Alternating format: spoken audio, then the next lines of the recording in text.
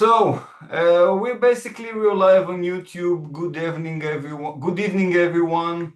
My name is Tom Wagner. I'm your host for tonight. Joining me is our lovely Kaarin Bassiili, a modern Lebanese diva. Oh, just a second. We will be discussing, first of all, her new song and her efforts to build bridges of peace through music. We will be joined by, first of all, my colleague Selina Rayan will be joining us in a few minutes, and other surprising members from the Israeli-Lebanese friendship group. First of all, Kaarin, thank you for joining us this evening and for your time and investment in creating not only this discussion, which is a rare Israeli-Lebanese discussion, but also, I would say, a musical infrastructure for peace. That is something that you're involved in, not from today. Basically, just yesterday, you released your newest song, so to speak, or a remake for New Day Will Rise, the song that was representing Israel in the next Eurovision by Yuval Rafael. And you made a remake with Arabic, Hebrew, French, and English multilingual combination. It is not your first song that is creating peace, and not even your first song that is a remake for an Israeli song from the Eurovision. But maybe you will start by sort of introducing yourself to our spectators, that not all of them are aware to your personal story and biography. Yeah, first, Tom, thank you for having me here with you. I just started this music collaborations in around 2020, connecting with some of my Israeli friends that I was listening to their music for a few years before, prior COVID time. And in 2021, I released my first collaboration with my friend Yair Levy, and it went really viral everywhere, and they heard it even in Lebanon. And year after, actually, I got banned from my own country, from the government. And in 2022, in December, it was in all the newspaper.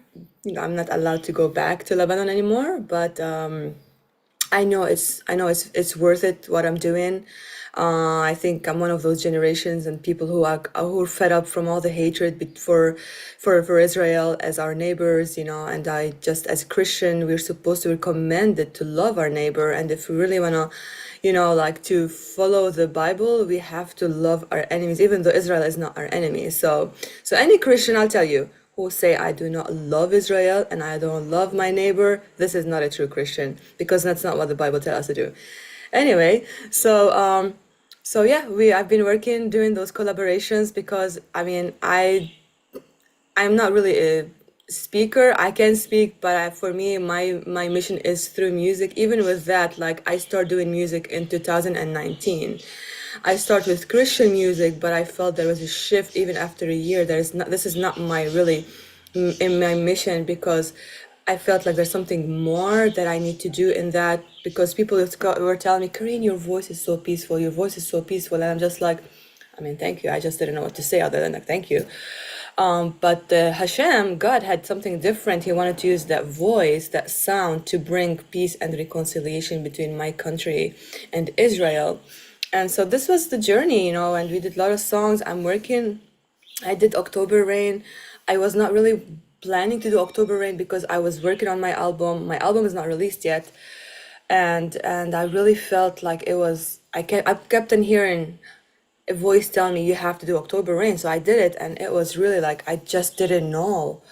I was just obedient on releasing the song. I just didn't know it's going to impact the people of Israel. I had no idea. I didn't do it just because I want to be known for this. No, I just follow a voice to do it because I kept on hearing the scriptures, comfort my people. And which is crazy. Remember, Tom, when we released it, when I released it, it was in the same 15 minutes of when the first attack of Iran on Israel. It was the first attack. And that was when I released the song. I was sitting in my room right down here, and I was just like, oh my gosh, maybe I should not release it. But I kept on hearing, comfort, comfort my people. And guess what happened? Many messages from Israel, from bomb shelters, kept on telling me, this is so comforting. This is so comforting. So the word comfort was everywhere from people from Israel. So it was God planning to release it in that timing. And regarding what I just did, I mean, Yuval's story alone is just so inspiring to me, like with what happened to her and the story. I mean, even before I heard her song and before seeing her, I know her story. And that was really so just like, man, what a powerful woman to be able to go through this. I mean, yes, she was probably afraid, but you know what? She made it and she's alive and she did her music and I just did it and I saw how they were treating her when she was in the like a parade, and I'm just like, man, I wish if I was there just like you know but instead I was like, you know what, I just didn't want to do the song, but just I kind of like saw like in the song with the different languages adding the Arabic, I saw like a awareness video. Like this song is kind of like an awareness video with the four languages. And my message was like in the end I put like Psalm Mazmur 133, if you guys can see in the video. And it's just about coming together in unity. We're brothers. This is like my heart was for this song, is to bring unity and just kind of whatever we can break barriers between us. I'm ready to do it. So yeah, that's what this journey is. Wow, it's quite a journey. Yeah. So, definitely. So first of all, thank you for it. Joining us now is Selena Rayan, who will be co-hosting this special live transmission together with me. Selena is also the manager of the Israeli Lebanese Telegram and WhatsApp group. Selena, do you want to add something before I ask a follow-up question? Hi everyone. Hi, Selena. Sorry for missing the beginning. I'm so sorry. Hi, Kaarin.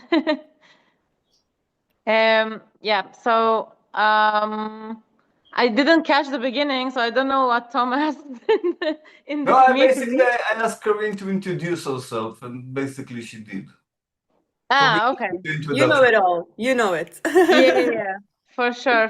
So yeah, I'm the manager of the Lebanese Israeli group that I opened last year during the war, like when Israel was attacking Hezbollah.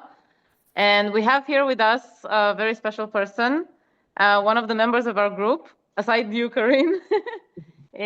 See if you can come in online. She Hi, is actually guys. from. Hi. So I brought her here with us. This girl, she's amazing. She's Shia, and she is one of the biggest supporters of Israel. And she's fighting for us the social media war all over. She's all over. She knows more than me what's going on inside Israel. So yeah, you can say a few things about yourself. Hi, guys. So, as Selena has mentioned, I am Sirine. My name is Sirine. I'm from the south of Lebanon. I grew up in a very Hezbollah environment. Growing up Shia, I was told all kind of stuff about Israel. The mainstream, what you would hear in Gaza, basically, all the Nazi propaganda we were fed growing up. And you don't really question that because you have other worries in life. Israel wasn't really a big worry for us, but we were always taught, to hate it. It's there, it exists, it's just in the background, and we are supposed to hate it. But you just grow up and you have to think about the stuff that you're fed, especially after the 7 October. I was like, especially after seeing the footage, that this is what I was taught to stand up for, that I'm supposed to love these guys. So that was a very big shock for me, and this has changed my perspective on everything. I tried to reach out for, Israeli people, and I ended up marrying actually an Israeli guy. Now we're in the process of moving in together. So hopefully we would be able to do more of these interviews in Israel. for now, that's a short introduction on myself. Okay, so we will continue with Kaarin's story because this is, first of all, it's an interview with Kaarin about her latest musical development, so to speak. But I think it's also an opportunity and an important opportunity to speak about the relationship between Lebanon and Israel and the hope to create something new in this important time. First of all, Kaarin, I'm representing the spectators over here because I think that people may have misunderstood, let's say, your musicography, so to speak, because as you said, but I think we should do it in a more orderly fashion, you have basically at least 3 songs that I know of that are related, let's call it, to the Israeli-Lebanese relationship or to the Israeli-Arab conflict. The first one that you published is basically an Arabic remake for October Rain or Hurricane done by Eden Golan. And then you spoke about it a bit, but can you speak more about the other 2? I think that people may have misunderstood the order of things and the context.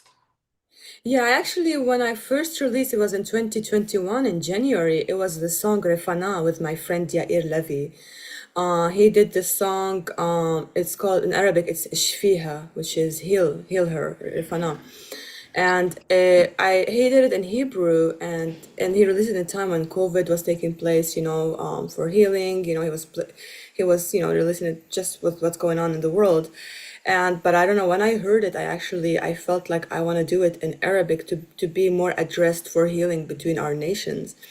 And what we did in the video, actually, we did like a 2 forests, and in the middle, in the video, you guys can go to my YouTube and check out Refana. And there was a crack in the middle, and there is two land, one with cedars and one with I forgot the name of the tree that could represent Israel. Those long trees, I forgot the name of the trees.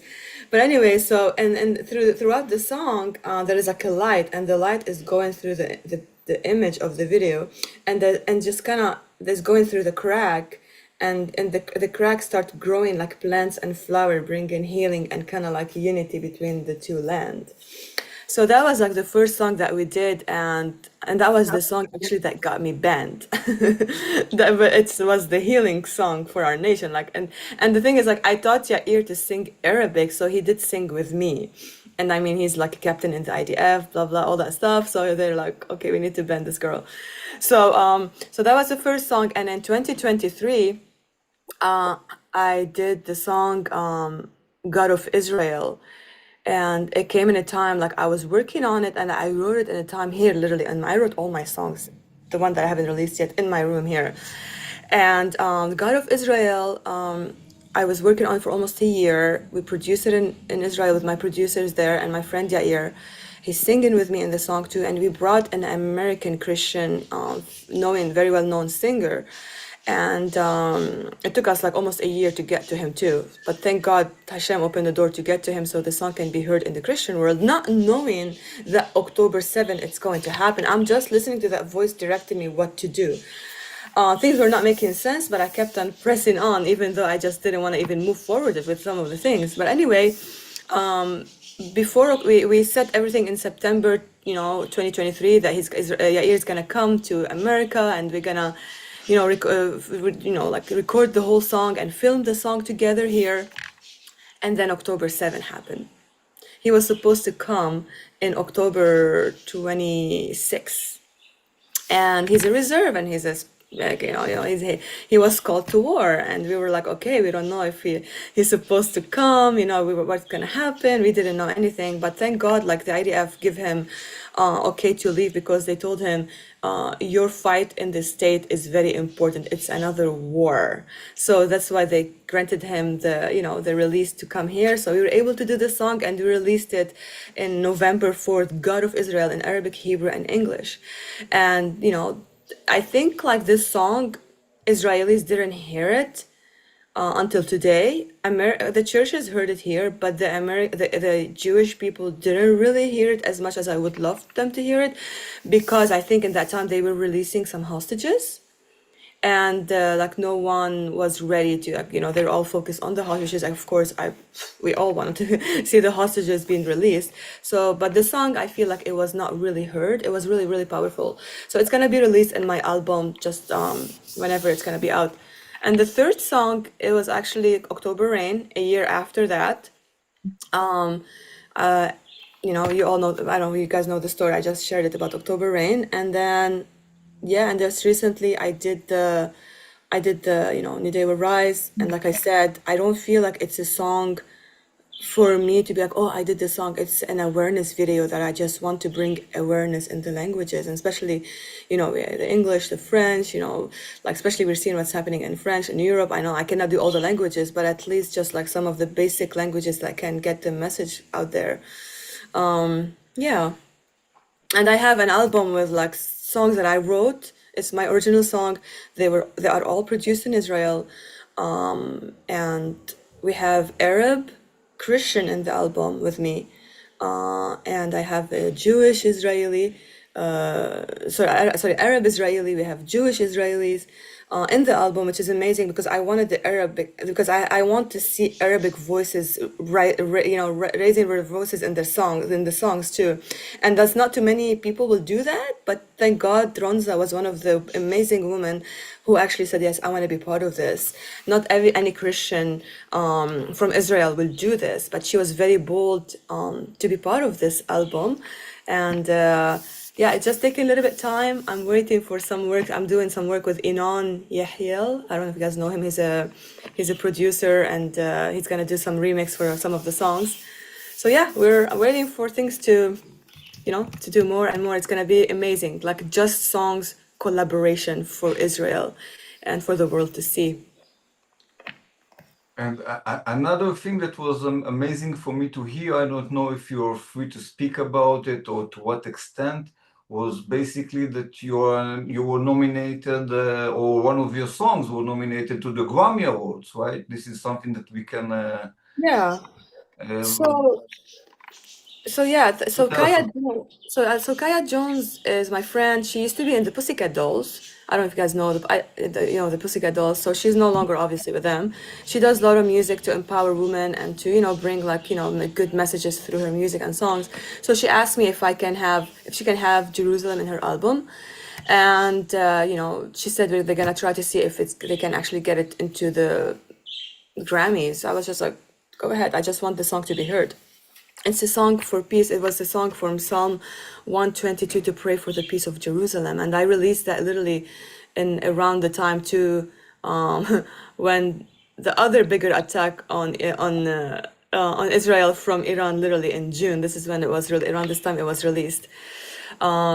So yeah, so it's in her album. Her album is nominated for her whole album is nominated for consideration for Grammy, and when it comes to Jerusalem, it's separately nominated for the worldwide category in the Grammy. So it's a consideration. So they got in 10 days. As you can see, make sure I said the right thing, everything the right thing. In 10 days, there's 10 days to vote, which is we can't vote. There is people who I cannot like be go vote. It's not like that. People who have like the register to vote, they are the one who can do it. But we just want people to hear the sound. We want them to hear the songs.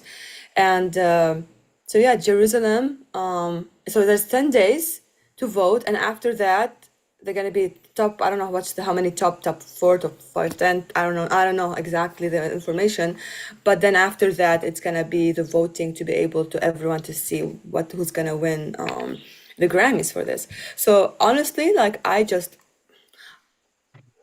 want, for me, it was like, I want the world to hear our collaborations. I want them to see that we are coming Arab, you know, and we are coming Christian, Jews, and, you know, like American, you know, like we're coming together from Israel, from Lebanon, from America together to release the sound.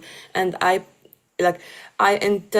wanted to have the Arab, it's very important, Israeli, to be there. So the world will see like, oh, okay, there is Arabs there too. Like there is Arabs who, you know, they want to be part of something like this. They don't hate their own country. They support Israel, but saying like, we pray for the peace of Jerusalem. So, So yeah, this is like what's happening right now. I mean, I know it's a big deal. I just didn't know. I don't understand this whole like Grammy. I never follow up with these things. But yesterday, I think finally I got in a place. I'm like, wow, this is serious. I'm like, okay, Yes, of course. I don't know this world. Like, I just don't know this world at all. It's not my place, you know? But it's a big deal. And I'm just like, okay, well, what can we do to let the world hear this collaboration? And so, yeah, and I start sharing. I'm like, hey, this is happening. I don't know if anyone can, we need to share this news about this this album that Kaya's doing, you know, like she have a producer from Israel to working on her album.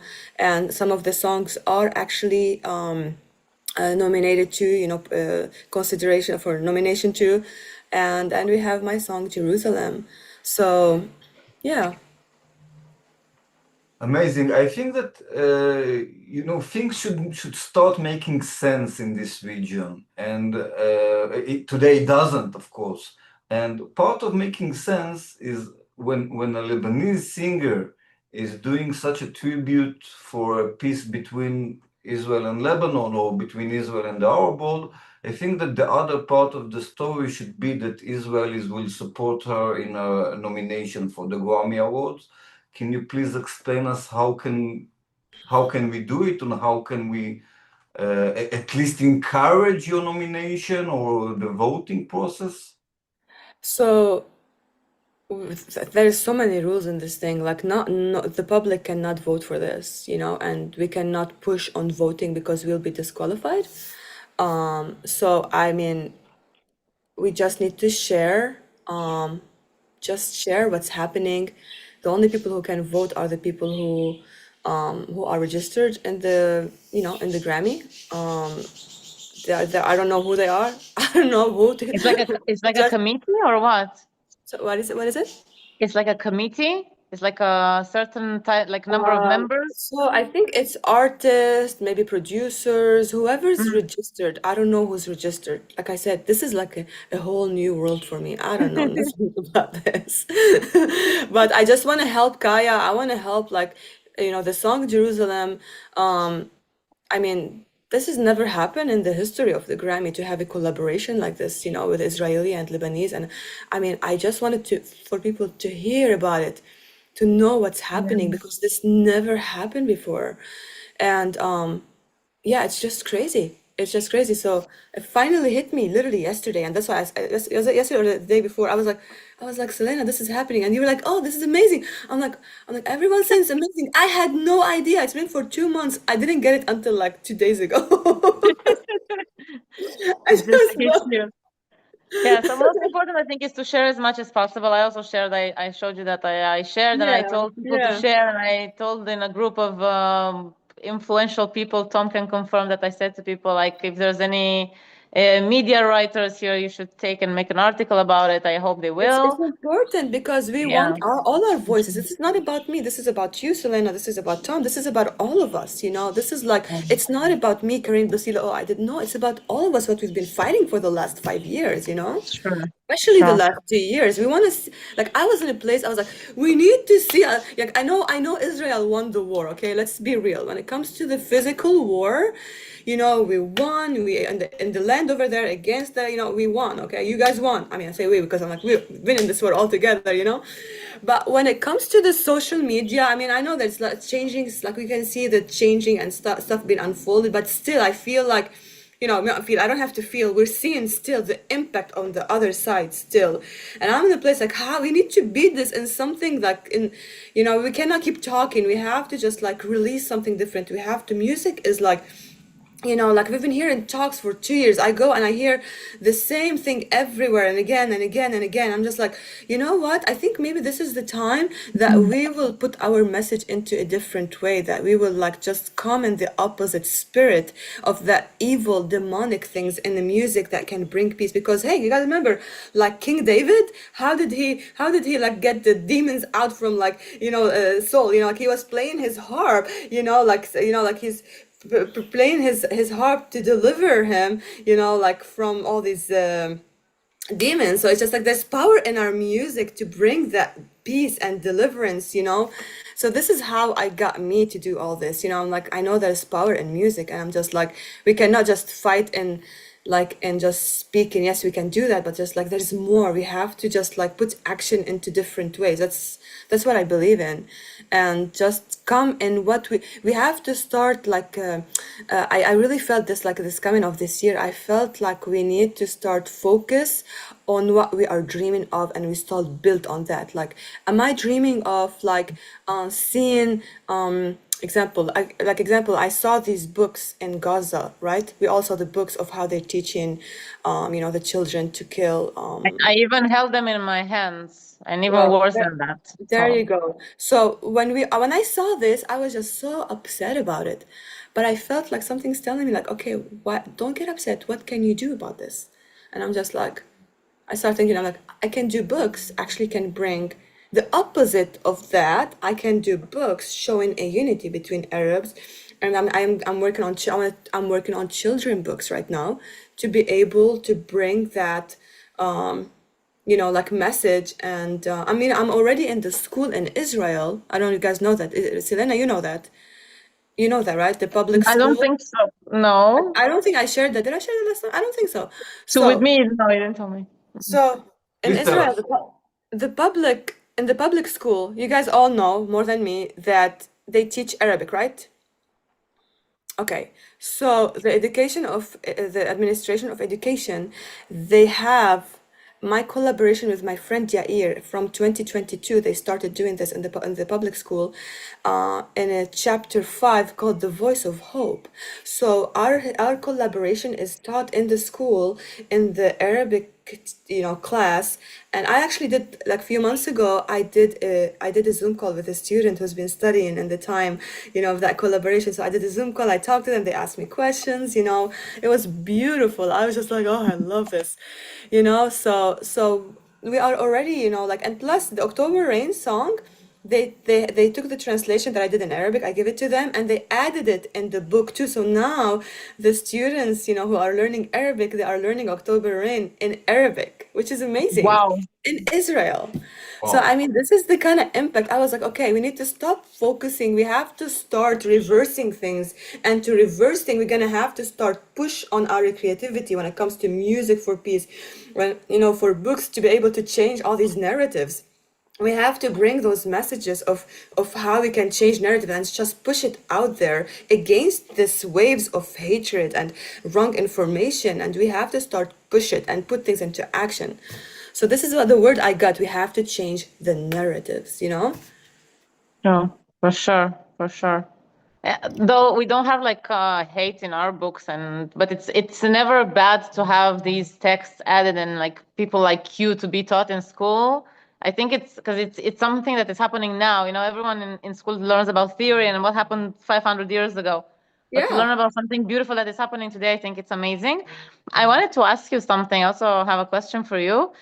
How do you think, or maybe that your music is received by the Lebanese in the diaspora and also in Lebanon? Like, do you have any feedback from the Lebanese themselves? There's two opinions. Some of them, they send you all the cussing and all the hate, No, and obviously.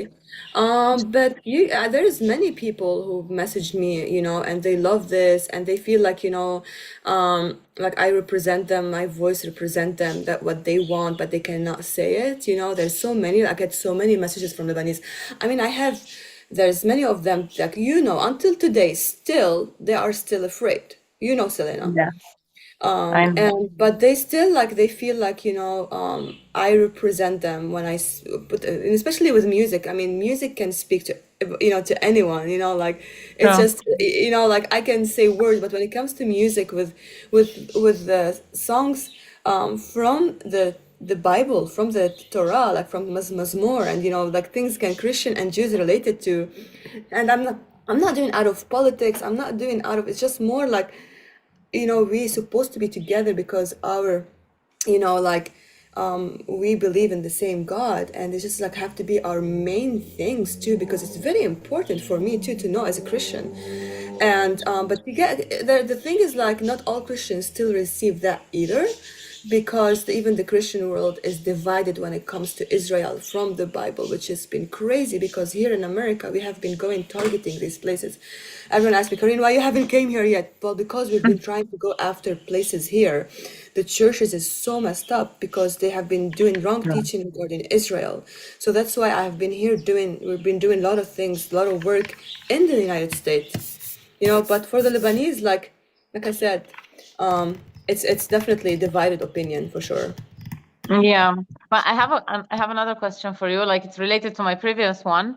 Do you consider doing maybe like a very popular, like you took the songs of the Israeli singers, the girls, and to take something like that's very popular in Lebanon and make it Arabic and Hebrew or something, like to introduce the Lebanese to the Hebrew, because they will listen to it regardless because it's, you know, something that they know.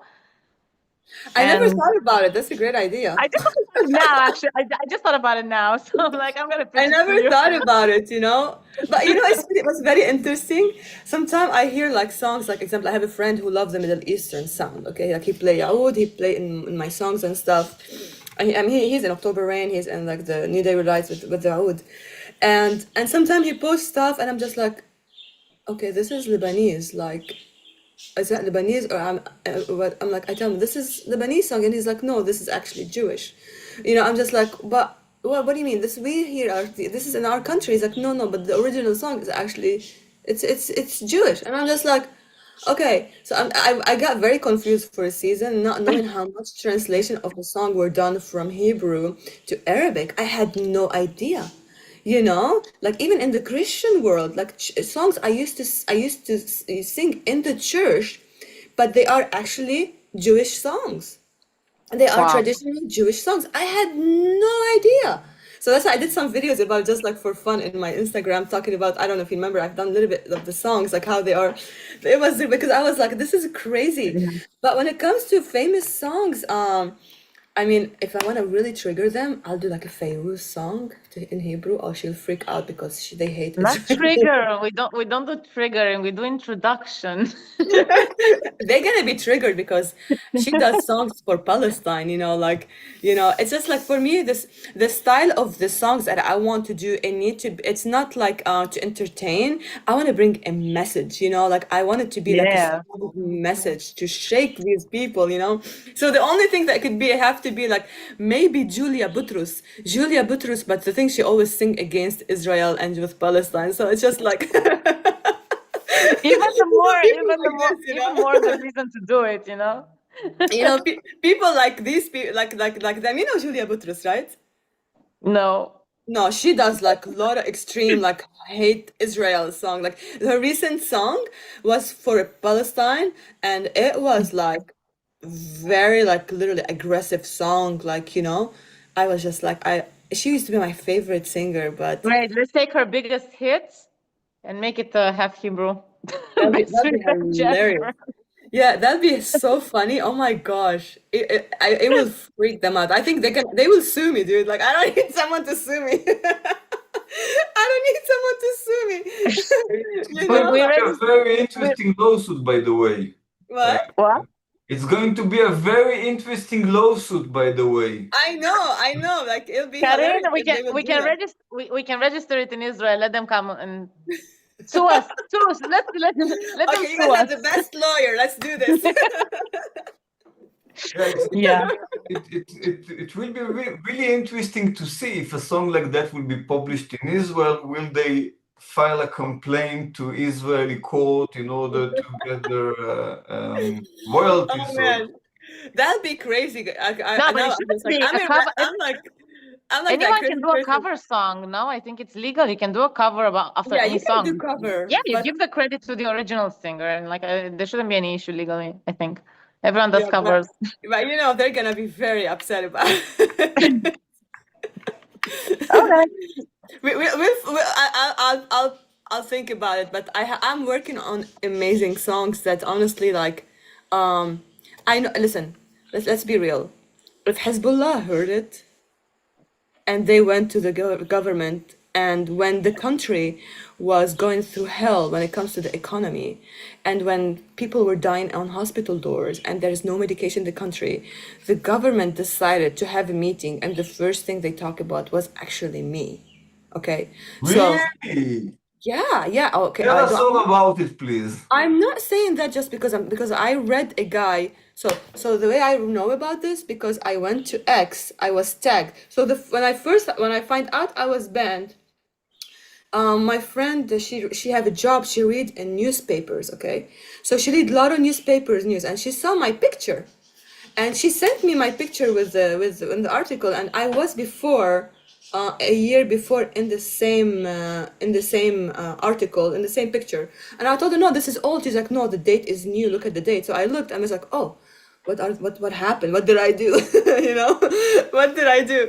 So I read, and then it connected me to the guy, the Hezbollah guy in the government, and to his account, and I start reading the comments, and one of the guy, he's have like 600,000 followers. He's a journalist from Lebanon. And that's exactly what he said, you know, like, who is Karim Basili? Like, what did she do? We've been trying to get you guys to, you know, to meet for the country, for the economy, blah, blah, all that stuff. Like, I can go back, like, I can get it back, and I'll send it to you guys later. And you know, he was like, what did she do? Instead of like you guys wasting your time on her, you try to figure out what to do with it. Something like this about our people. And then he's like, well, and then there's a guy said, who's Karin Basili? Now I had to go search, and now I heard her song, and I love what she's doing. What an amazing voice! Thank you for banning her, so now I know who she is. And I was like, oh dang, that was crazy. So I mean, if Hezbollah know about the songs, it's, you know, it was in the newspaper. So I mean, the people knows about it. It's not like but let's be real, they don't want to talk about it. They don't want to talk about it. I mean, listen, the political fan page, you guys know the political fan page, right? Yeah, of course. Yes. Yeah. So he knows about it. Like he's like, Karin, I've saw all your stuff before. I met him a few months ago here. He came and I met him, and he was like, Karin, we saw your stuff everywhere, but no one will talk.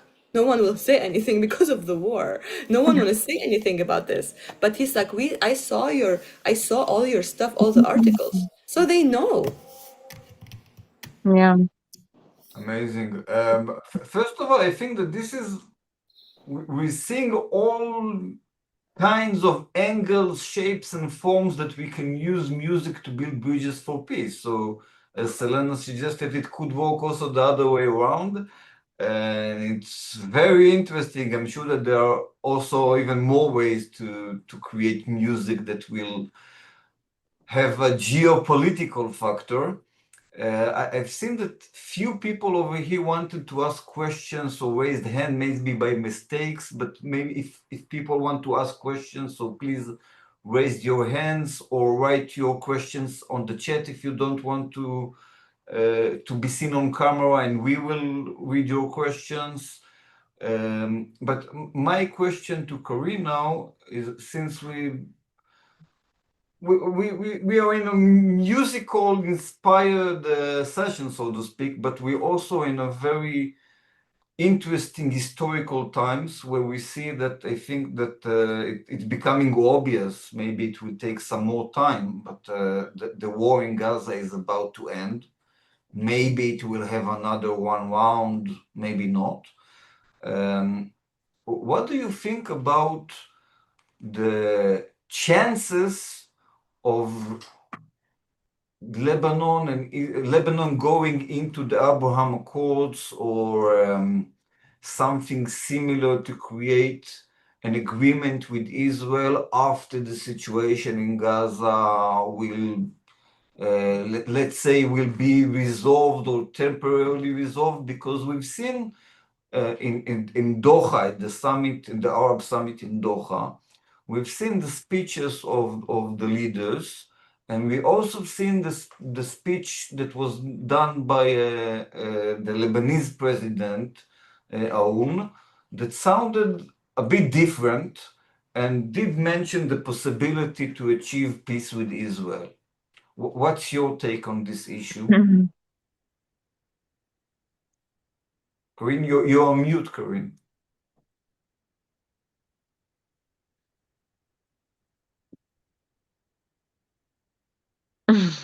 Okay. No, but you're still on mute.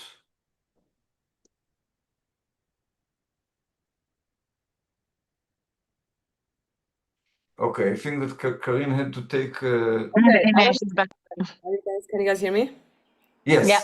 Now we I can don't hear. know. I didn't put mute. I don't know what happened. Anyway, Okay.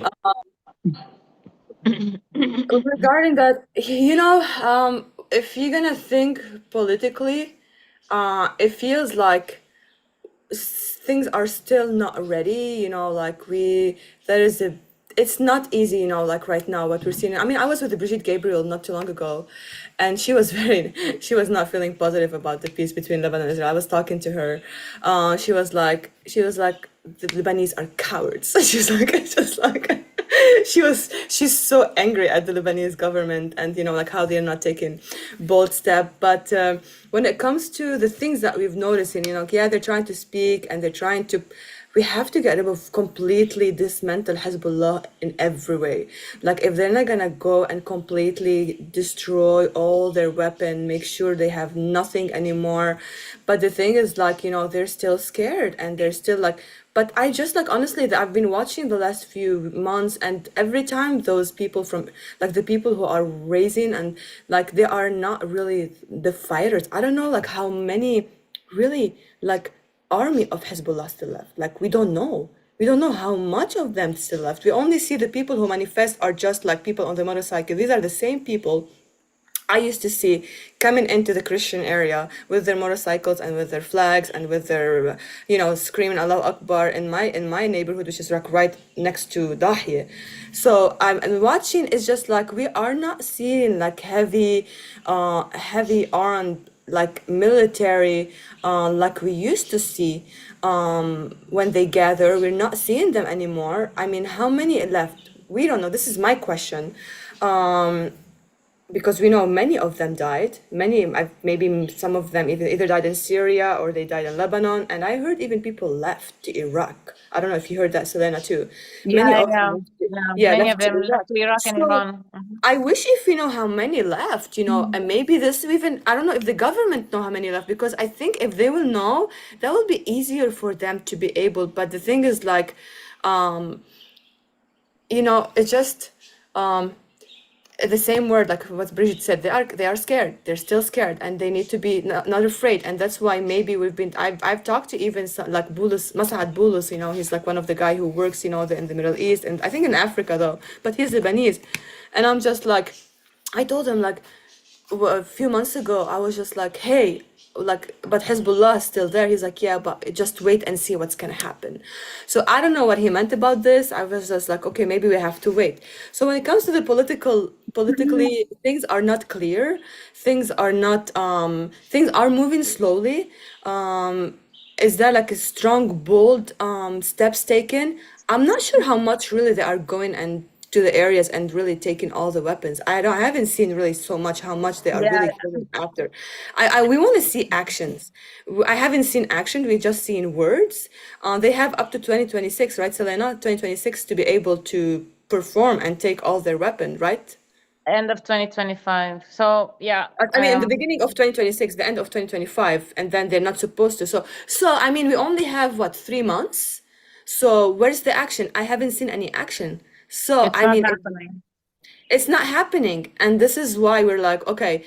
Are they only gonna have to go through Israel? Is gonna go and bomb because they're gonna get the green light from Trump and be go destroy them. We cannot have this in the Middle East because the future of the Middle East, it need to have the peace. They don't want these militias anymore. So, but at the same time, Iran is not over yet either, and they are connected to Iran. So if Iran's been very quiet. I hear news here and there that they're gonna bomb, Israel's gonna bomb Iran. So I just see some pop-up stuff, even in the Arabic, in the Lebanese news. So, I mean, if we are done from Hezbollah, I don't think we are yet. But are we gonna have peace? I totally believe we're gonna have peace. I personally, I know that. I know I'm gonna go back to my country. I have that strong feeling deep inside of me. I will go back to my country. I'm going to, I don't know when, I had dreams. I'm in my country. I know I'm gonna be there again. But we need to pray for our leaders, you know. Even in the Old Testament says we have to pray for our leaders to be able to be strong and bold, you know, and especially because he's Christian. The only country in the Middle East with a Christian president is actually Lebanon. So we're praying for him because we're supposed to be bold as Christians, to take strong, you know, like steps and against evil. And so I just like, but they are afraid of the people, how they're gonna react.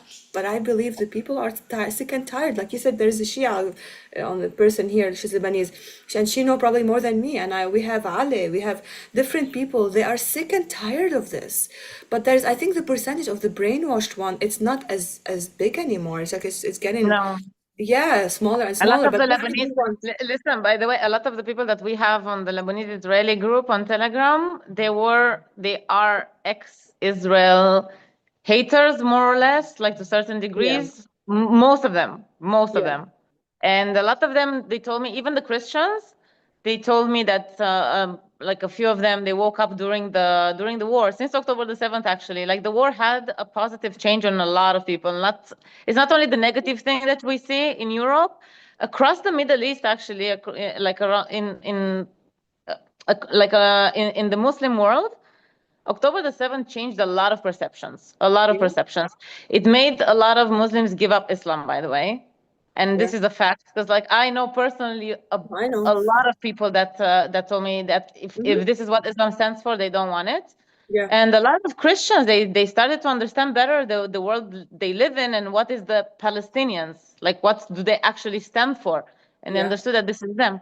So I think, and what you said about Lebanon, yeah, I think a lot of the Lebanese society, a big part of the Lebanese society is more pro-Israel, but not the majority still. So what you're doing is super important, like through music and bringing people together, because that's why I was telling you about this, like singing like Lebanese songs in Hebrew, because it's gonna help with this work, like getting the Lebanese to be more familiar with Israel and the Jews.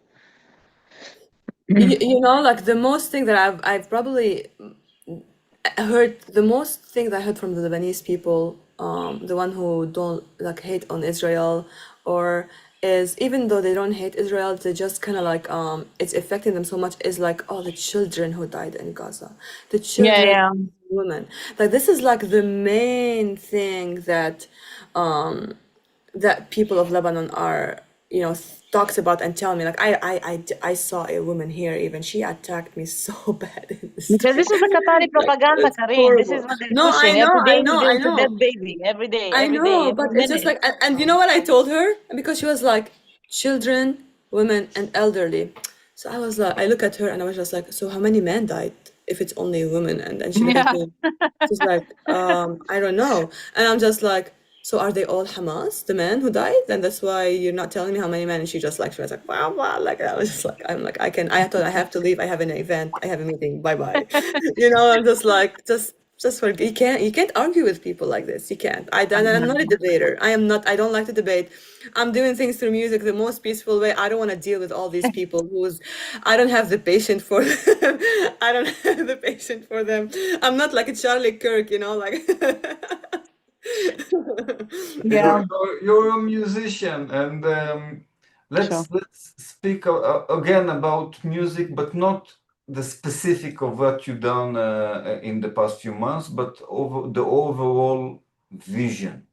Do you think music can really make a change in the perceptions of the people? Why are you doing what you're doing? Well, I was just saying before, I'm doing when I'm bringing songs that I bring from the Old Testament, from the Torah, as prayers, and it's connected to our faith, and bring them, and I write from that. The song are influenced by the scriptures, okay, and I put them together with my words that I feel led to write, and we release them. For me, my focus is I want to awaken the Christians, especially to go back to the roots of their faith. you know, because Christianity doesn't exist without the Judaism. You cannot cancel, you know, Judaism and be I'm Christian, because everything that we believe in is connected to that. So my personal goal is I wanted Christians of Lebanon especially, and even though the Muslim, they believe in the Old Testament, that they call it Torah, which is Torah, which is they do believe supposedly in the Torah. You know, Abraham, and they believe in all these, you know, like all these prophets and people. So this is like my main thing is I'm trying to bring what's connect us through these songs that empower, bringing the truth. One example, the new song I'm gonna have, it's from Isaiah 62, okay? How you say it in Hebrew? Ashaya? How you say it in Hebrew? Shaya. So from Isaiah 62, and it says, "For Zion's sake, I won't be silent. For Jerusalem, I won't remain quiet." So I'm bringing those powerful scriptures that spoke to me when I was actually in a place learning about Israel, to see God promise for the Jewish people from the Bible. So I'm bringing these scriptures just for the people to see God promised to his people, and how he's fighting for his people, and how he don't want to be quiet, and he don't want to be silent for for Jerusalem, for Israel, you know, just kind of sorry, to awake them, like, to wake them up, to wake them from the truth from the Bible, and just like, and I want, you know, like, to empower the Jewish people from that, and I want to bring awakening to our people, to empower you guys, to bring these truths from the Bible, and to awaken our people, you know, back to the Bible, because I don't know if you guys know that. We believe in the Old Testament like you guys, right? The Torah. We read the Old Testament. But the people of Lebanon, the Catholic, they don't read the Old Testament. They don't. They say that this is old and now we only focus on the new. And this is the wrong thing that Christian did. And that was literally the part of why Christians are part anti-Semitic, because they canceled the old. And like the Jews have no more role in what God is doing. So this is what I'm telling you more like just in a shorter way, where the Christians are in the Middle East when it comes to Israel. So for me, I want to revive this. I want to bring the truth through music to empower you and to awaken them. So probably this is like the best way to say it, to empower you and awaken them. Amazing. And can you? It is my understanding, and maybe you will correct me, that when you published your cover or your remake to October Rain, you took a lot of hate comments, right? And also some threats and other non-sympathetic responses. But it seems to me that now, after you published Jerusalem and also the new remake for Yuval Rafel, maybe it's not the same amount of hatred that you're receiving. Do you think that the comments or the feedback that you receive from the Arab audience have changed in the last 2 years? How would you categorize it? Yeah, I feel it's actually changed. I don't think it's just like to the extent like what I dealt. I think the first one, Rifana, was like, oh my gosh, I was just like, I was not used to this. I was like, I had to process some stuff because I am not used to this. I'm a very peaceful person. I have no enemies, you know? And just like, you know, to have that clash with these people was like another level. But with God of Israel, I mean, with the October 7, after that, like, no, that was like some heavy stuff too. It was definitely very heavy. We got a lot of hate message. Because it was very fresh, you know, and the whole world was going crazy. I still see messages, and I get lots of the private messages, like horrible stuff. Like horrible, like to the point I just don't want to let my eyes see it, you know. I don't want to see this. I get someone who helps me to delete them so I don't have to see them, because I want to focus, you know. I don't want to be distracted by all this. But in the time, like, of course, you build thicker skin little by little, not to be affected, because it's all new to us. We are not like made to handle that much of those kind of hate. it take us like, prayers and to deal with these evil comments, But I think, like, right, we still get like some stuff, but maybe not as much as before. I mean, it depends on how much the song is with the algorithm is going out there too, because I dealt with lots of the banning on my Instagram. I had a lot of restrictions, like Selena, no, like we had like all the red lights like on our restrictions. I had one, I was like, yeah, I have one green now, I think now I still have two reds. So it depends on the algorithm. Like I just like you try to figure out how you get the message out there for more people to hear, But so far, like I've been getting more Arabs, more Lebanese, Egyptian, Jordanian, Syrian, and we got a lot of support actually, and they really love what we're doing, Really? Yeah. So maybe you can add more about that, because I think that for most Israelis, the automatic assumption is that you get 100% of hate No. comments in our world. So let's speak about the other side of it, please. Yeah, I think the Israeli already know that the Arabs and especially Lebanese, they're scared. They're scared because in Lebanon it's a law. You're not allowed to say anything positive about Israel. But I mean, now we are seeing a new era, we are in a new era. We're seeing people even on the news, they're talking positive. This is like, we have never seen this before. So that I think seeing those journalists in the news speaking about they want peace with Israel and speaking about Israel in a way that we haven't heard before in a positive way, it's kind of, I think, kind of reflected on seeing more people, new faces coming to my page and following me and liking my stuff and commenting. And I personally, when I see Lebanese, my focus is just I don't look at the Israelis pages. When I see Lebanese, because you will know by their name and last name, I will directly go to see who are these people. So I click on them to see their profile because, this is our target, like we want to see what's happening on that side. And yeah, they always come with the very mysterious names because they don't put their real name, like probably like 80% of the time, they're afraid. But they tell me, like, hey, I'm Lebanese, blah, blah, blah. I've been following you. I love what you're doing. Keep it up. You represent us. You are our voice. We're so proud of you. We want more of this. Please don't stop. Like, it's just so many messages like this, but then you get people who are very bold. They come with their name and they just say the way it is,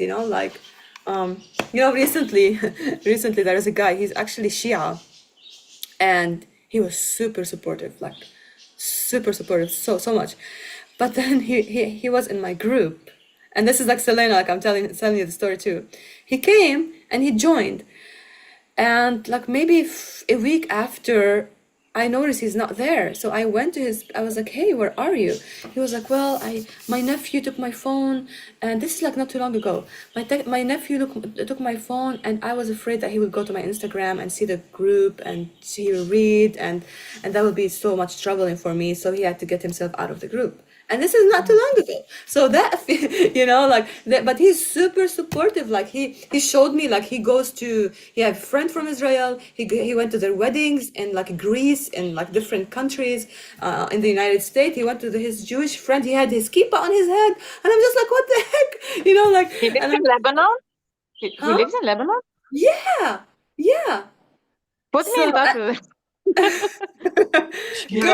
Girl, he removed himself from my group just for the sake of his nephew. Like, it's like he was very afraid. I'm just like, dude, we were happy to have you on the group. I think he just like, he went back to Belgium. He was in Lebanon this time. He lived there his work is there, but then now I think he's in Belgium for a few months. But yeah, he's like, I love it. I want to be there, but I can't. I kind of felt very anxious, and I just don't want to be in trouble. So, but people are really there's so many new faces that I've seen, especially the last maybe 6 months. I saw more Lebanese and more Arabs like commenting positive, and I'm just like, okay, I mean, something is shifting. That's great, And Selena, I bet you the bot stopped working.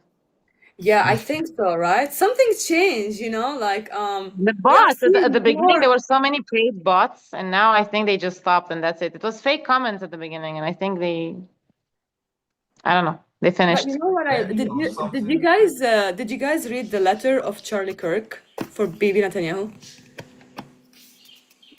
No, I Really? posted it in my news, but I did not read it. I just went through Girl, it a you little bit. have to read the whole thing. It was really amazing because I think that's like, you know, what kind of really messed up with Israel when it comes to the algorithm, when it comes to the fake news, you know, like he literally told Bibi like what to do, like giving him like exactly the blueprint of the plan, how he can defeat all the anti-Semitism and the bad and the wrong information. It was amazing. Like I hope he will follow that.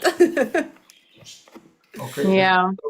First of all, I want to say that I see someone, I think Astrid, that wanted to speak, or raised her hand. If you want to speak, be my guest. Hello, everyone. Can you hear me? Yes. Wonderful. I have a little bit issue with the video, so I apologize with that. Well, We first of all, Kaarin, thank you for the wonderful work that you're doing, for your courage, for using your art to promote dialogue and special interfaith dialogue in such a conflictive area. I really appreciate what you're doing. But I would like to say, and I would like to support what you were commenting earlier today in this chat, that not all Lebanese hate Jews, not all Lebanese hate Israel. I'm originally Lebanese, and I have plenty of friends that have lived in Lebanon, travel around the world, and have Jewish friends all over the world. And that's a misconception. I think more should be done about it. A lot of Israelis and Jews think that all the Lebanese hate Jews, and that's No. not the case. Or all None. Lebanese hate Israelis, and that's not the case. But you got to understand what Kaarin was saying is totally right. They were under the wrath of Hezbollah. The Hezbollah had utilized the legal system to punish those who had any type of dialogue with the Israelis, any type of dialogue or visit or contact. So it's many, many years living under the terror of Hezbollah in Lebanon. So you got to understand, a lot of Christians, they don't dare to speak up, even though they have Jewish friends, a lot of them. So I just wanted to make that comment. Thank you, Kareem, for what you're doing. And I love hearing about what your future plans are. Please let us know. Thank you so much. Thank you. Okay, I think that maybe it's a good time if more people here have remarks or questions. We are about to start to wrap it up, so it's a good time for more remarks and questions. Okay, I will ask you, Karin, parallelly. Okay, so Charlie Kirk gave his blueprint, so to speak, on how to manage the fake news war and the narrative war against Israel. You're not Charlie Kirk, you are a totally different person, and you come from music. What would be your blueprint? Obviously, covering issues like music, culture, etc., not necessarily to counter the fake news war against Israel, but to bring in opportunity for dialogue between Israelis and Lebanese.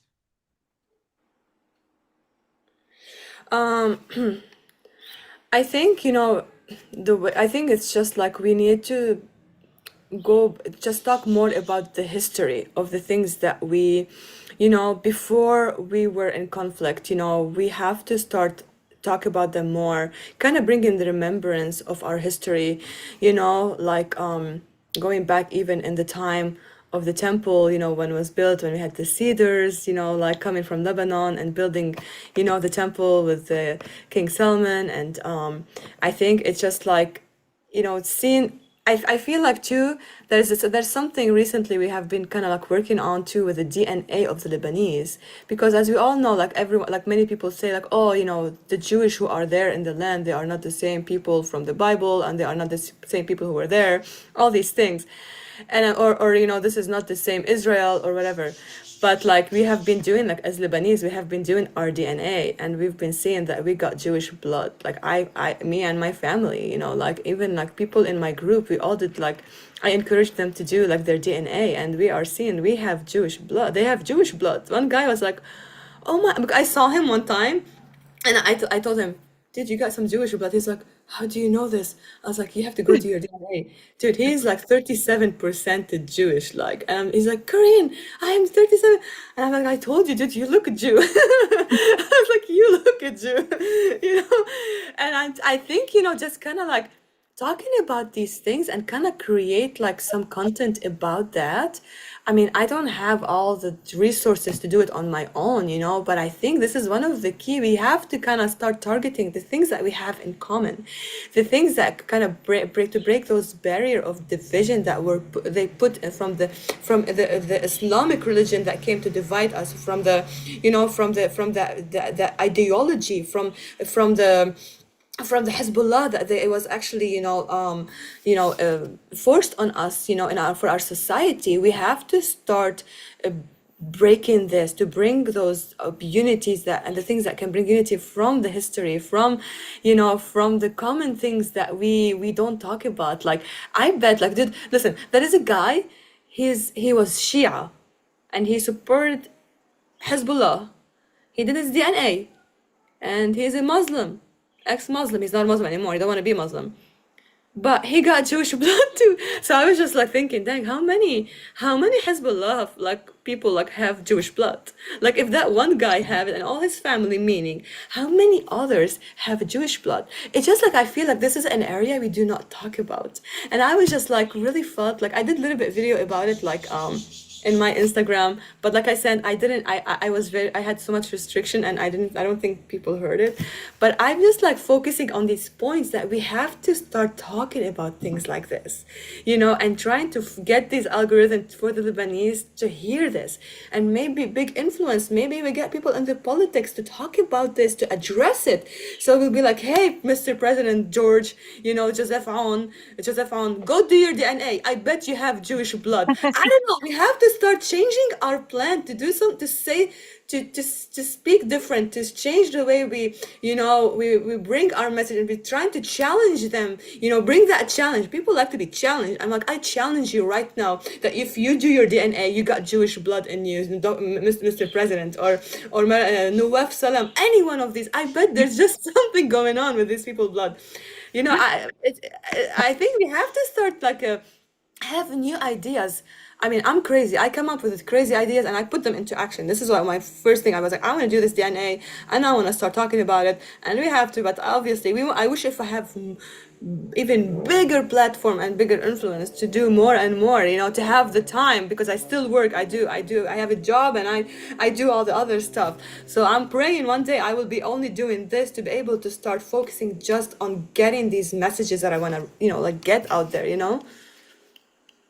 Amazing. I think that the DNA issue is a really important and interesting key. I wanted to add that one of the Israeli researchers, not many of them, but I think the leading Israeli researcher that is working on this issue, his name is Tzvi Massini, and according to his numbers, it's has a lot of resources to it, but according to his estimations, there are more than tens of millions of Arabs in the Middle East that basically come from Jewish DNA, or a quarter of the DNA is Jewish, or half of it is Jewish, and in Lebanon, Iraq, Syria, etc. And it really makes you wonder what would happen if, for example, Nasrallah would have done a DNA test and finding out that That'd be very interesting to know. it sounds like the beginning of a very interesting movie, by the way. Or a documentary, like we need to do a documentary about this. Like we need like the funding to do a big documentary, and let this documentary like really get to the Lebanese people, to really get them all to be like, wow, do I have a Jewish blood? You know, like, and I have results from my group. I have all their results. They sent me all their results without their names. and we can see their percentage. I have all my family's result. Like I get them all. I paid for all their DNA to be done. I'm like, I need to know if you all have it, including my grandma, like my dad. I mean, my dad is from the south of Lebanon. You know, I'm from Sidon. You know, so obviously, you know, there's definitely, you know, my dad have Jewish blood. But yeah, I mean, it'll be very interesting if a documentary. I mean, if we want to focus, because all of us, we want to, you know, my main focus is peace between my country and Israel. Everyone else can do their own thing with other nations, you know. But for me, is because I believe like Lebanon and Israel, they are never ever meant to be divided because we are one family. Biblically, we are one. We are not Lebanon, Israel. Lebanon is and Israel, they are one. And yes, we are different nations now, but if you want to go to the original, which is Lebanese, I say this again, they hate me when I say this, Lebanon was the mountains of Lebanon and was not a nation. Lebanon was Israel too. It was part of the promised land. People don't hate me, even Christians who support Israel, they hate me when I say this, but I'm talking scripturally, historically, this is what it is. This is why we are seeing Jewish people in Lebanon, because we are one. We were one all this time, you know? Can I say something? Yeah, Like go ahead. from the maybe geographically you're right, but the history I know is that the Lebanese are from like they come from Phoenicians and we are like Israelites. So I think it's two different people. No, no, no. Yeah. No, I'm talking about the land. I'm talking about the land. Yeah. Yeah. Yeah, the promise for Abraham, Isaac, and Jacob, the promise of the land, you know, it's written, it's telling you, it's up to the mountain of Lebanon. It's like it's giving you, when it tells you, we are part of that. And this is why I'm saying we are not supposed to be enemies. We are family. A house divided cannot stand. You guys want peace with us. We don't want, and that's why we've been going through a turmoil for years, for over 40 years. Since I was born, we've been seeing our country never barely had peace, only a few times, if we count them in our fingers, how many years we had like peaceful years. But you know, we always had something going on, and that's because of like we always just like we've been abandoning like really our background on really the truth, and just like, and even when it comes to the corruptions, we are not really being faithful to what we were given, you know. So I hope in the years to come we can do something and change this, because I believe Lebanon will be one of the countries going to have peace. It's been prophesied in the Old Testament that Lebanon, if you read Isaiah 19, you will see there will be a highway from Egypt all the way up to Israel. If you read Isaiah 19, you will see it. It's prophesied. We haven't had that yet. So I believe from biblically, we're going to have peace. We're going to have to keep pushing on, to pray, to work on the things we have to work together, and, you know, whatever else happened too. Sure. Amazing. So I want to ask you a complicated question to start wrapping it up. So basically what we have, and let's say the common knowledge, or most of the public that is aware of those issues at all, is speaking in terms of Lebanon joining the Abraham Accords, right? Okay. Joining or not joining. But the reference point is the Abraham Accord.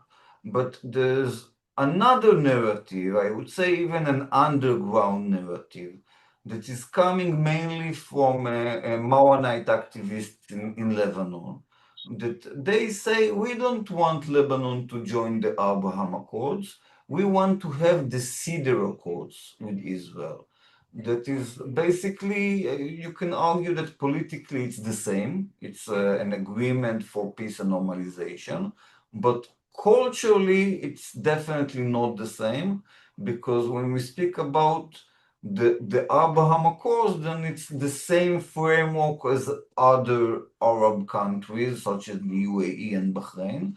And Cedar Accords is a term that is referring mainly to the Lebanese group that described it, to the Maronites mostly, that describe themselves as the ancestors of the Phoenicians. Their narrative is different from the narrative of the Muslims that relate to Abraham as the forefathers of everyone. They are looking at the cedars that were granted to the sons of Israel from the Phoenicians to build the first temple in Jerusalem as the point of proximity or linkage between our people. Now, obviously, it's a very complex. I like the name though. I love that. Let me be real. So I'm telling you something new. I think that Yeah, I didn't know that. 99.9 out of the people in the world are not at all aware of it. But I actually, after I wrote a book called The Abrahamic Revolution, and this is the first time I'm saying it in public, I'm about to also write a book that will be called The Cedar Accords, that will be speaking about this very specific peace narratives between Israelis or Jews and not all Lebanese, but I would say Maronite Lebanese or Lebanese that have Phoenician ancestry. So on one hand, it's obvious that it's a very interesting narrative also for people from the Maronite community who has a sense of division between them and the Muslim world. But on the other hand, it definitely might create this sense of division from people in Lebanon who wants to be a part of normalization in Israel, but don't consider themselves Phoenicians in terms of identity. What's your opinion on this situation? Honestly, for me, it doesn't matter if it was Abraham or Cedars or whatever, Phoenicians, as long as we're gonna have peace, that's all that matters. That we're not gonna kill any more Israelis and we're gonna fight the Jewish people, we're gonna open the border. It doesn't matter if you call it whatever you call it, like the hummus accord, The falafel, I don't care. The za'atar, anything. As long as we're gonna have peace, that's all that mattered to me. But I like the name though. I mean, I love the Cedars. I mean, we're gonna have a song called The Cedars, and this is very oh my gosh, this is very interesting. So this one of the songs that we're gonna release is gonna be called the Cedar song, and it's gonna be me and my Israeli friend, and I'm gonna be singing God's heart for Israel, and he's gonna sing God's heart for Lebanon in Hebrew. Wow. So it's a collaboration between him. He's a Levite. The Levites, the temple, the cedars, are you getting the image? It's adding up for sure. So this was the vision I got about this song. I wrote the song. So, I mean, that's why I love the cedars. It's very meaningful to God first because it was called in the Bible the cedars, the cedars of God, and that's why in Lebanon it's still called Rab, the cedars of God, because this is his tree, and you guys know how important this tree is. So, I mean, King Solomon used to talk about it, like the smell of it, how he used to calm the smell, like from, he used to smell it with the wind. So there's a very significant thing about the name. I think it's because for Lebanon, it's more meaningful when it comes to the cedars because of our history with Israel, with the temple. I mean, there's something very prophetic about it. It's beautiful. I mean, I love the Abraham Accord, Abraham's, of course, there's so much more significant things. But for us Lebanese, personally, there's something very meaningful to us. I mean, but anyway, it doesn't matter. Well, they can call it whatever, but I love the cedars. I have a song and I'm just like, I'm excited to know. I want to read more about this if you can send me something about it. Sure, I will. Yeah. Definitely. Okay, great. I think we're about to wrap up. Anything you want to add before, anything you want to say to the Israeli audience that you haven't said today until now? Well, I'm really so grateful for all the support, and I know like I don't do this just to get the support. I do it to support you, It's not I want to be supported. I want to be there for you. I want to be able to bring encouragement to you, like to bring you hope. And maybe this is why the New Day Will Rise video, if you guys noticed, like if you haven't seen it, go see it, go share it. This is not about me. This is for you people to be encouraged by, to be inspired, to feel hope because of, like, if you look at the video, I've used the flower, the Israeli national flower for a reason. It's meaning hope, right? It means hope, right? So this is exactly why significant. I use these symbols to be able to deliver that message that this flower represents hope to you guys. And I want to bring hope to you guys that there's people like me and there's others who are fighting for you, you know, and we were standing with you. And we want to share more of this content and more stuff to people to get the message and to be encouraged. And if they feel there is no hope coming from Arabs, no, there is. You know, we're working for it. We're paying price for it, and it's worthy. And we will never regret what we've done. You know, even if we got banned or whatever and hate, we know you're worthy. We love you, and we're gonna keep doing that until the day we're gonna see this borders things breaking. And we can really see each other again, like my song Jerusalem with the bus coming. Like my grandma always told me, I went to Israel and we took a bus and it was a dream for me. Maybe one day will happen again. And that's why I put it in the song Jerusalem. You know, my grandma, how she's been there in the bus. And we want to see this happening again. So, yeah. Amen to that. We hope for this day. Since we are about to close, this is the last opportunity of all the people on this Zoom meeting to add something if they want, if they feel. Yeah, I wanna say something. First of all, thank you so much.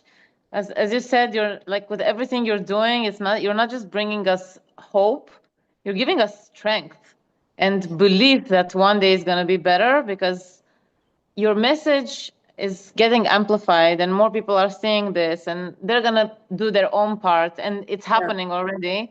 So you're giving us a lot of strength, and you don't need to like even to explain that you're doing this for us, because I see it, and you cannot even understand how much I respect and I appreciate the sacrifice you did. You cannot go home because of us. Like it's Oh, you're just as worthy. simple I'll as do it that. again and again. You are worthy. I'll do it many times again and I again. love you so much. I love you too. So much. I'll do it again and again and again.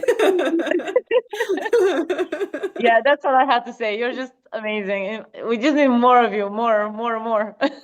Habibti, I love. You know when I say Habibti in Arabic, because I cannot express it in English anymore, so I must use my language I of know. love, which is Habibti. I use it also. It's okay. No English word can cover the word Habibti. True. In Hebrew, actually, we use neshama, which means like soul. Oh. Oh.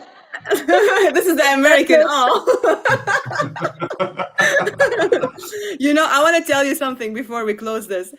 You know, we here in America, when we're standing for the Jewish people, we're giving them our addresses. We're like, this is my address, so you will know, God forbid anything happen, you have a place in my house, and I will hide you with me. Like literally Christians are doing this in America. Like we've been doing this, like telling them like, Christians, yeah, they're saying that. They're doing this. Like, this is my address. If anything happen, we're with you. We're gonna cover you and we're gonna hide you. And I'm just like, we're not gonna get there, but you know, like, you know, but this is what the movement we're doing. Like, we have to stand boldly and speak up about it, you know? You're just incredible. Really, thank you so much. Those are very difficult times, but some people shine like the sunshine, and you are one of them, and thank you for that.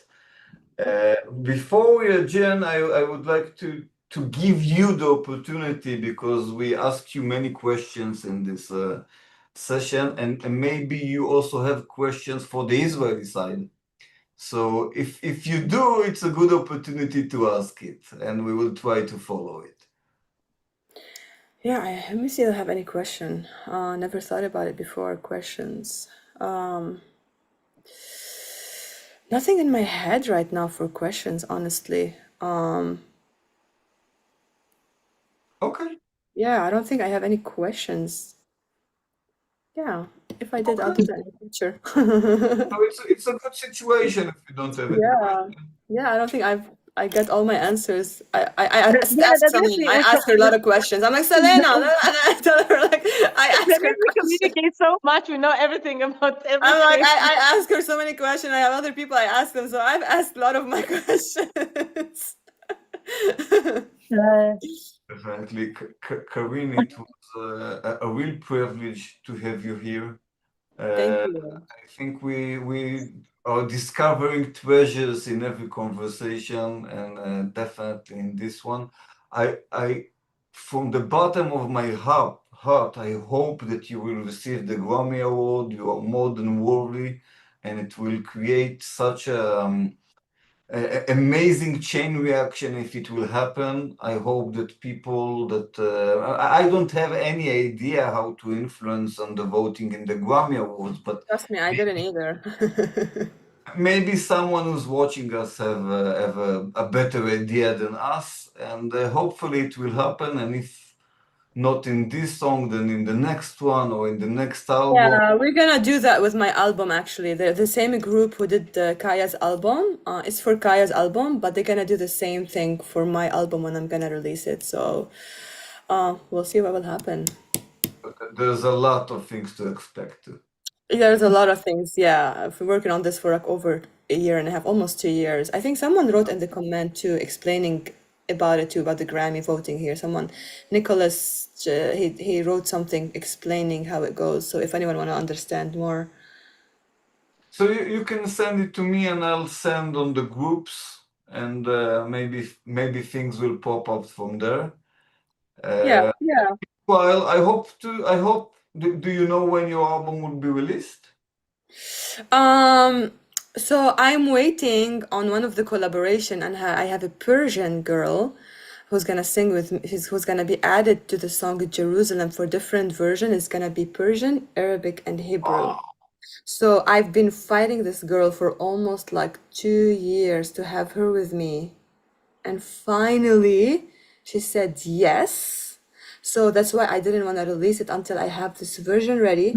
And I need to have the remix done for Zion, the remix, because the guy want to use the song and he want to put like those godly, empowering songs, even when he go to like clubs and music, he want to put all this stuff. So he's like, we need to create like a remix of it. So I have to wait for the Persian, and that's what that was a delay, because everything else is ready. Just the version of the Persian and the remix and one more thing, and it's gonna be probably around maybe like 11 songs total, 11 to 12 songs. So yeah. So it might be even in October. I think because we're gonna have the whole, no, not October. It's the 3 things I have to finish before releasing. So maybe in the beginning of 2026, sometime around that time, because we need to do it. There's a lot of work to do, and we have to work with professionals to make sure we publish it the right way. There's a lot of work to do to make sure release it. We put a lot of time and effort in this, so it's my biggest project ever. I definitely want to invite you to join us again in, let's say, your virtual launch event for your new album in Israel. Let us know when it is prepared, and we will hold some sort of event to celebrate it, because I think it's worth it. We're looking forward to it. I want to release it when I'm actually in Israel. I'm not gonna release it when I'm sitting here. I want to release it when I'm sitting there. So I Great. can't I wanted release to it ask you, until but I'm I there. didn't know if you want to talk about you coming here. I'm not. The thing is, that's why she's asking me. I'm like, I have to finish this album, and I cannot be there until I finish the album. And then there's so many things we are working here. Like, I have 2 big events here. I think we're gonna have even like the American the American ambassador of Israel. He's gonna be with us here too, in one of the events. So we have been doing a lot of work here, and there's so many open doors that we need to be part of right now in this country. But the album will not be released until my feet are in Israel. So. Okay, so we're looking forward to see you in Israel. Hopefully. Amen.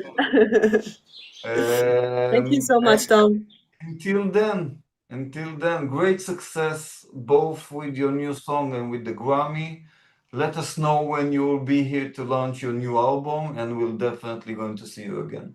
Amen. Thank you so much, Tom. Love you, Selena. Thank you, everyone. Good Bye. evening. Bye.